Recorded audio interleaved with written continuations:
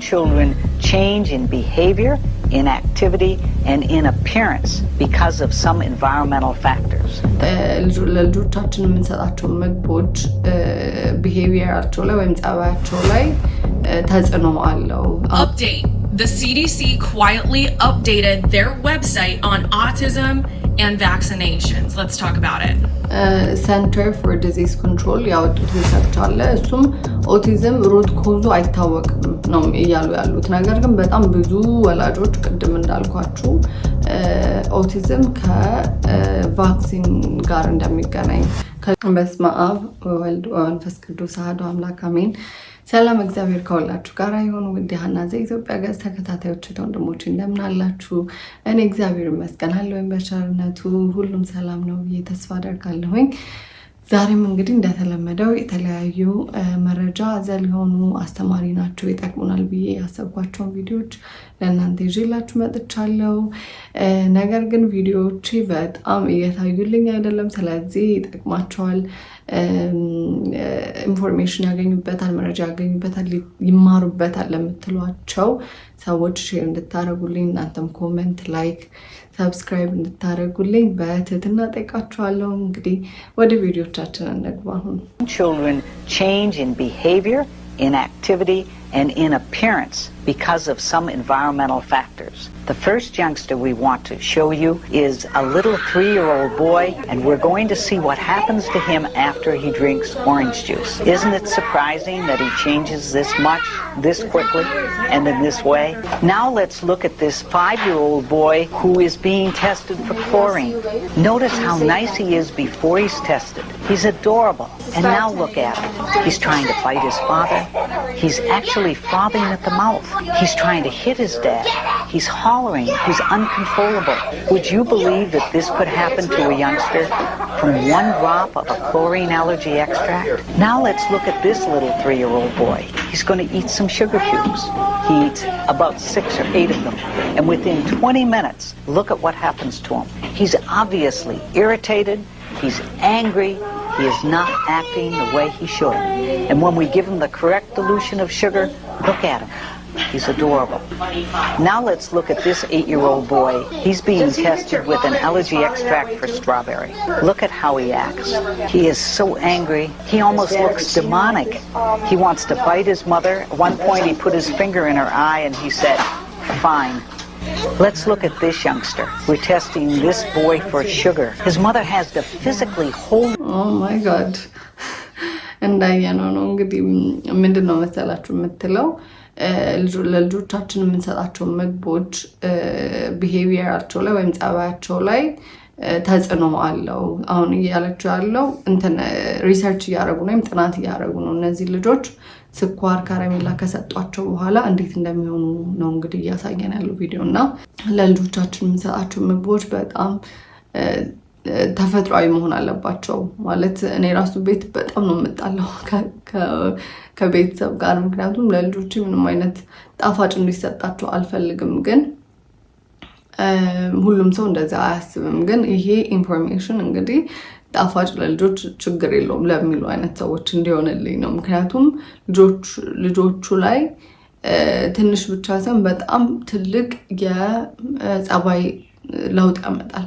ስለዚህ የምንሰጣቸውን ምግቦች በጣም ተጠንቅቀን መሆን አለበት እና ወይም ደግሞ ዋንስ ነው ዋይል በስንት ጊዜ አንዴ ምናምን ነው እንጂ ሁሉ ጊዜ በየጊዜው። ምክንያቱም የምንበላው ምግብ ራሱ በጣም ብዙ ስኳር ስላለው እንኳን እንደዚህ ስኳር ከረሜላ፣ ብስኩት ምናምን ይቅርና ሌላው ምግብ በጣም ሹጋሪ ስለሆነ በጣም በተለይ ውጭ ሀገር ከባድ ነው። አሁን ኢትዮጵያም እንደዛ እየሆነ ነው በጣም በሚያሳዝን ሁኔታ እና በጣም ልጆቻችን የምንሰጣቸው ምግብ ስኳራማ ያልሆነ መሆን አለበት። ምክንያቱም ልጆቻችን ሆነስሊ ኤንጆይ እንዳናረጋቸው። እንዴት ልጆች ማለት በጣም ደስ የሚሉ ነገር ልጆች ደስ የሚሉ ስጦታዎች ናቸው፣ የእግዚአብሔር ስጦታዎች ናቸው። ግን ማለት በእኛ በምንሰጣቸው ነገር በምንሰጣቸው ምግብ ቢሄቪየራቸውም ስለሚቀየር እኛ ራሳችን ህይወታችን ራሱ ሚዝራብል ያደርጉታል በሚጮሁ ጊዜ ወይ በማይሰሙ ጊዜ እና እኛ ራሳችን አመጋገባቸውን ማስተካከል አለብን ለማለት ያህል ነው ይሄን ቪዲዮ ሼር ያደረኩላችሁ። Children and breaking their immune system at an early age creates a customer for life, forever. I mean, suddenly they've all got medications they have to take for ADD, ADHD, asthma, eczema. They got inhalers. They got all of these things. And also, not only does it drive the pharmaceutical industry, it drives the entire healthcare system. Because you go in and see the pediatrician, and now you got a seizure disorder. Now you got to see the neurologist. Now you got to get an EEG and an MRI. And maybe you have a special type of seizure, so you have to go a specialist. It drives the entire system. Think about unvaccinated children. Right. How many times do they go to the doctor? Maybe once a year for a school physical for sports. Yeah. And that's it. You can't drive a multi-billion-dollar industry when kids are not sick. So we'll make them sick and we'll give them all these medications. We'll make them have to go to specialists and super subspecialists and specialists. We'll get all these tests and all these blood tests and all these x-rays and all this stuff. That they're smart. They've figured it out. That's why they want to break these kids at an early age. We would just be pulling the rug out from underneath the entire industry.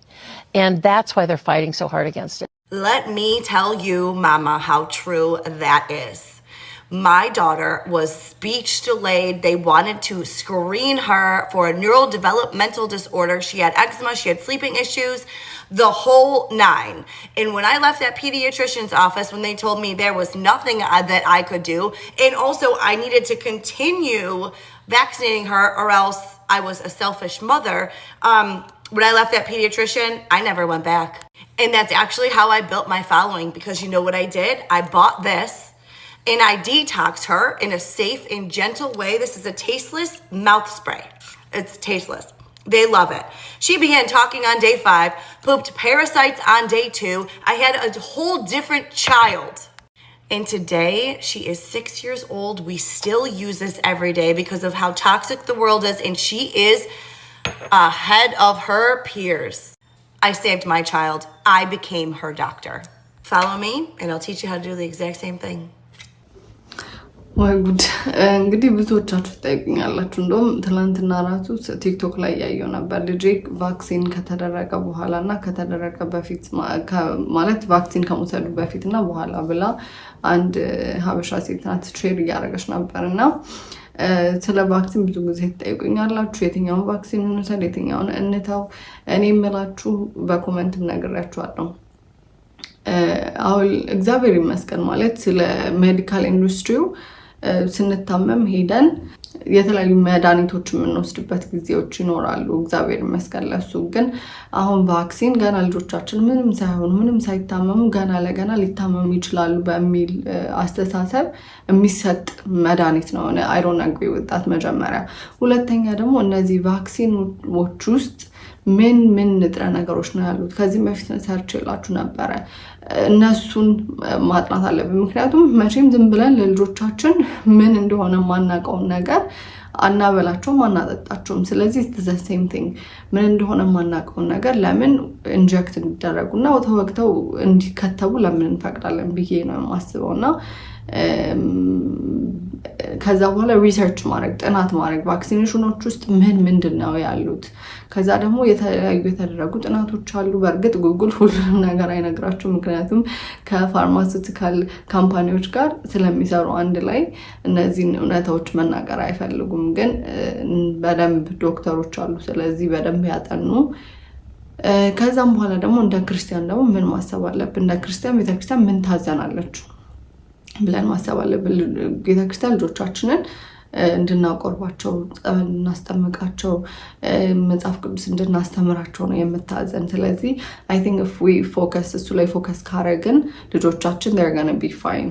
ስለዚህ ሞር ፎከሳችን ወደዛ ብናረግ የተሻለ ነው ብዬ አስባለሁኝ። እና እኔ ብዙ ክትባት አላስከተብም ልጆቼን ባለማስከተቤ ልጆቼ በጣም ጤነኞች ናቸው። በጣም ደስተኛ ነኝ በእነሱ እግዚአብሔር ይመስገን። ቢያማቸውም ጸበል አለ፣ ደግሞ ከባሰባቸውም ሆስፒታል ልጆቻቸው ይሄዳሉ፣ ችግር የለውም። ግን ገና ለገና ሊሆን ይችላል በሚለው ነገር ልጆቼን ክትባት አላስከትብም ፐርሰናሊ ማለት ነው። እና that's my thinking። እንግዲህ ደግሞ እግዚአብሔር ከሁሉም በላይ ልጆቻችንን የሚጠብቅልን እሱ ስለሆነ ልጆቻችን ለእሱ አደራ መስጠት ይሻላል። ምክንያቱም የሚወጡት ኢንፎርሜሽኖች በጣም ከባድ ስለሆኑ ማለት ነውና እግዚአብሔር ልጆቻችን ይጠብቅልን ብቻ። እንዲሰለቸን ከሚያረጉ ነገሮች መካከል ሶስቱን ልንገራችሁ። አንደኛውና የመጀመሪያው እያረፈዱ መነሳት ነው። ሁሉ ጊዜም አርፈዳችሁ ተነስታችሁ ከመኝታችሁ ጸሎት የምታረጉ ከሆነ ጸሎቱ እያስጠላችሁ ነው የሚመጣው። ቀደም ብላችሁ ከንቅልፋችሁ ነቅታችሁ ቶሎ ብላችሁ ወደ ቤተክርስቲያን ሄዳችሁ ጸሎት ማድረግ፣ ከቤታችሁ እንኳን ብትሆኑ በማለዳ በሌሊት ተነስቶ ጸሎት ማድረግ እንቅልፉን ትቶ ማለት ነው። ወይም ከስልክ ከምናምን ነገር ሳይጠጉ ቀድሞ ጸሎት ማድረግ አንደኛው ይሄ ነው። ሁለተኛው ነገር ደግሞ ጸሎት እንዲሰለቸን የሚያደርግ ማንጋጋት ነው። ጸሎት ማንጋጋት ያ ማለት ምን ማለት ነው? ውዳሴ ማርያሙም ከዳዊቱም ከመልኩም ከገድሉም እንደው ከሁሉም አይቅረይ ብሎ እንደው ዝም ብሎ ሰብስቦ መቱን ጸሎት ማድረግና እኛ ምንፈልጋትን እየመረጠን ጸሎት ማድረግ እንዲህ አርግልኝ፣ ወዲህ ውሰደኝ፣ ወዲህ አምጣኝ፣ ይሄን ስጠኝ፣ ይሄን አጥፋልኝ፣ ይሄን መልስልኝ የሚባሉ ነገሮች እንዲህ ስጋው እየሆኑ በጣም አርግልኝ የበዛባቸው ጸሎቶች ምን ጸልይ ከሆነ ከጋጋታ ነው የሚቆጠረው። ስለዚህ ጸሎታችን እድሜ አይኖረውም ማለት ነው። በሆነ ሰዓት እናቋርጠዋልና ጸሎት ማንጋጋት ሳይሆን ያገኘነውን ለመጠራረግ ሳይሆን እስከዛሬ ጸሎት አድርገው የማያውቅ ሰው ወይም ለጸሎት አዲስ የሆነ ሰው ካለ ውዳሴ ማርያምን ብቻ ትንሿን መጽሐፍ እየገዙ ከዘወትር ጸሎት ጋር ውዳሴ ማርያምን የየለቱን ብቻ ጸሎት ማድረግ ጭራሽ ጀምሮ የማያውቅ ከዛ ውጪ የሆነ ደግሞ የሆነ ደረጃ ከፍ ያለ ሰው ካለ ውዳሴ ማርያምንና የቅዱስ ዳዊትን መዝሙር መጸለይ መዝሙረ ዳዊትንም ያልደረሰ ሰው ካለ 30 መዝሙረ ዳዊት ማድረግ ላይ ተጠበቅበት ይችላል። ከ5 ወይም 10 ሊሆን ይችላል። ምክንያቱም የቻለውን ያክል ያንን መዝሙረ ዳዊት 5ም 10ም የቻለ 20 በጣም የቻለ ካለ 30ውን መዝሙረ ዳዊት ማድረግ ይችላል። የየለቱን 20ውን ወይም 30ውን እንደዛ አድርጎ ጸሎት ማድረግ። ሶስተኛው ደግሞ ጸሎት እንዲሰለቸን ከሚያደርጉ ነገሮች መካከል ብዙ ጊዜ ከቤቱ ሆኖ ጸሎት ማድረግ። እምንችል ከሆነ ቤተክርስቲያን እየሄድን ጸሎት ማድረግ ነው ሁሉ ጊዜ። ከዛም ማይቻል ሲሆን አንድ ቀን ወይም ሁለት ቀን ከቤታችን ጸሎት ብናደርግ ችግር የለውም። ግን ብዙ ጊዜ አዘውትሮ ከቤቱ ጸሎት ማድረግ ጸሎቱ እንዲሰለቸን ጸሎቱ እንዲያስጠላን ከዛ በኋላ ጸሎቱን እርግፍ አድርገን እንድንተወው ያደርጋል። እና እነዚህን ነገሮች እንዲትዟቸው ፈልጌ ነው። ቃል ሕይወት ያሰማል ለመምህራችን። እኔ በጣም ስለጠቀመኝ ነው ይሄን ቪዲዮ ለእናንተ ሼር ማድረግ የፈለኩት። ምክንያቱም አይ ቲንክ እንዳሉት በተለይ ጠዋት ተነስቶ ጸሎት ማድረግ ቀንን ብሩህ ያደርጋል honestly እና ደግሞ ጸሎትን በጣም ብዙ አድርጎ ከሌሎች ነገሮቻችን ወይም ጸሎትን ብዙ እንዳሉት ጸሎትን ማንጋጋት እንዳሉት የሆነ ሁሉ ጊዜ ማናረገው እንዳይሆንብን ምንችላትን ያህል አድርገን እግዚአብሔርን አመስግነን to go about our day ቢሆን የተሻለ ነው ብዬ አስባለሁ። እኔም በጣም ደስ ይላል። እግዚአብሔር ይባርካቸው አባታችን መምህራችን። I don't know if we're ready for this one. The voice of God weapon. They want to be worshipped so bad. A non-lethal military device designed to transmit intelligible human speech directly to target, meaning they can project thoughts into your head that sound like your own. You can look it up yourself. It's called the Voice of God weapon. This is why he says to take each thought captive, because not all of your thoughts are your own. Quite literally. Yeah, food for thought. Go check it out. Go check it out. This is crazy. I don't እሺ ምን ያለሽ ነው መሰላችሁ? The Voice of God የሚባል የሚሊተሪ ቴክኒክ አለ ማለት ሚሊተሪዎች እንግዲህ ነሲአይ ምናምን የሚጠቀሙት ማለት ነው። ከዚህም በፊት እኔ አንድ ልጅ ነግሮኛል። ይሄ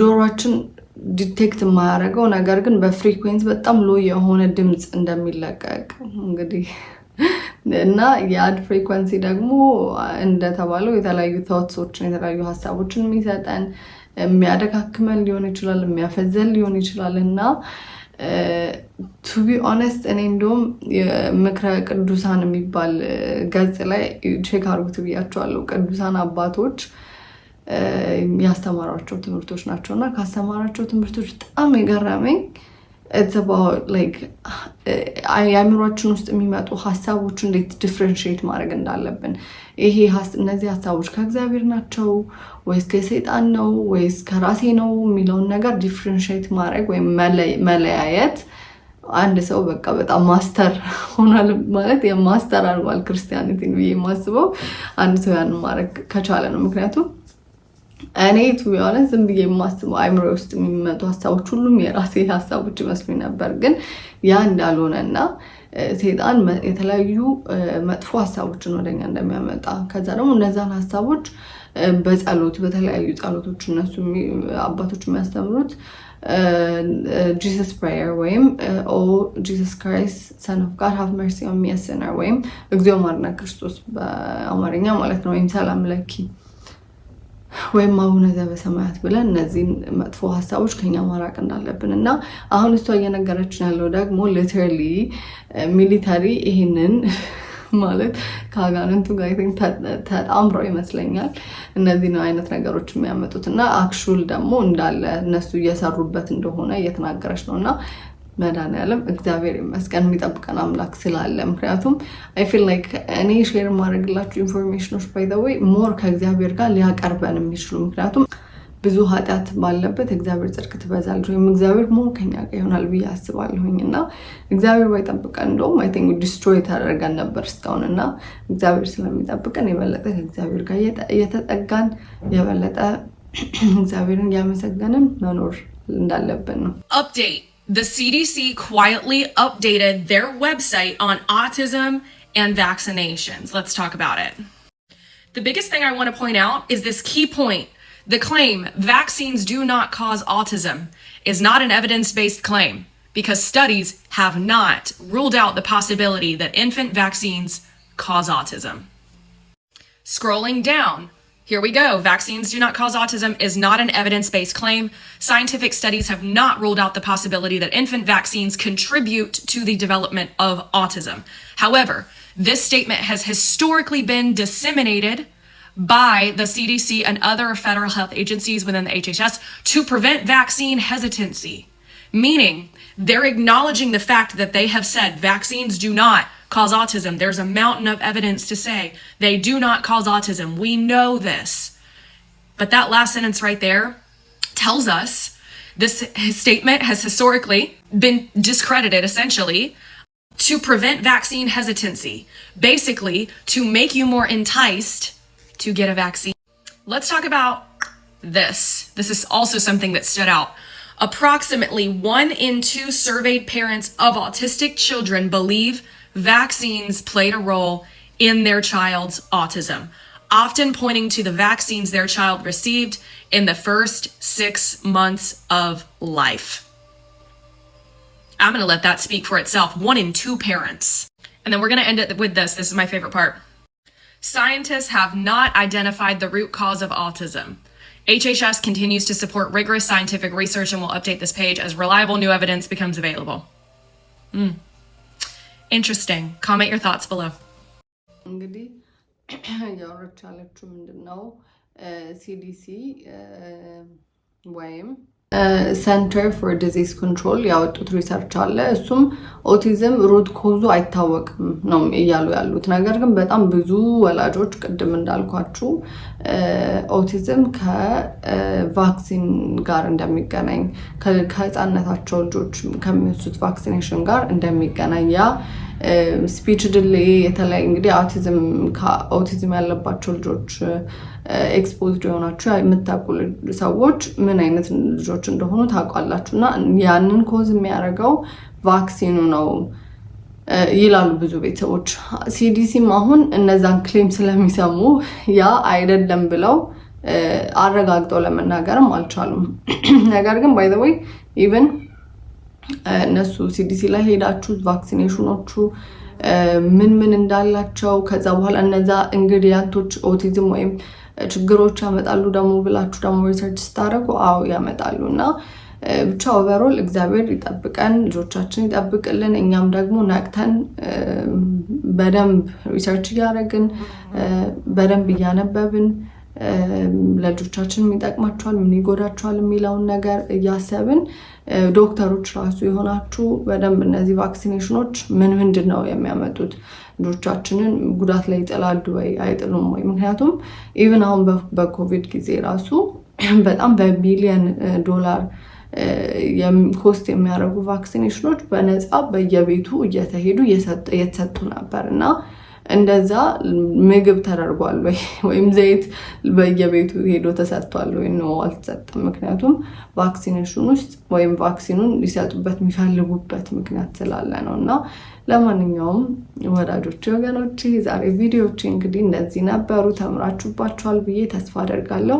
በሚቀጥለው ቪዲዮ ወይም በሚቀጥለው መረጃ ዘል ቪዲዮዎች እስከምንገናኝ ድረስ እግዚአብሔር ያክብርልኝ እንዳልኳችሁ ላይክ ሼር ሰብስክራይብ በማድረግ ይሄንን ቻናል እንግዲህ እናሳድግ ምክንያቱም ብዙ ሰው ይጠቀምበታል ብዬ ስለማስብ እግዚአብሔር መድኃኒዓለም ሀገራችንን ይጠብቅልን ሀገራችንን ሰላም ያርግልን ቤተሰባችንን ልጆቻችንን ይጠብቅልን ትዳራችንን ይባርክላችሁ በሚቀጥለው እስከምንገናኝ ሰላም ቆዩልኝ ወስብሐት ለእግዚአብሔር ወለወላዲቱ ድንግል ወለመስቀሉ ክቡር ይቆየን